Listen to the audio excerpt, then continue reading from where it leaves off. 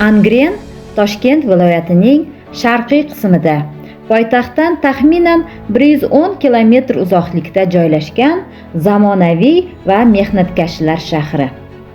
Shahar 1946-yilda tashkil etilgan bo'lib, o'zining boy ko'mir konlari va yirik sanoat korxonalari bilan mashhur. Angren ko'mir sanoatining yuragi hisoblanadi.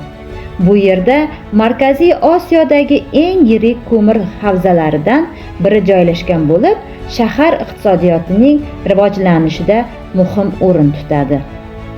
Qurilish materiallari ishlab chiqarish, energetika va boshqa sanoat tarmoqlari ham Angren taraqqiyotiga xizmat qilmoqda.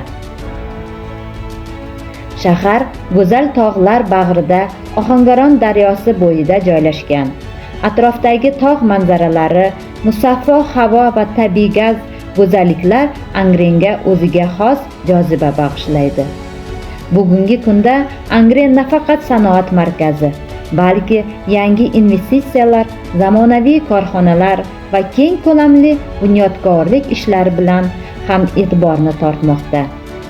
Erkin iqtisodiy zonalar va yirik loyihalar shaharning iqtisodiy salohiyatini yanada oshirmoqda.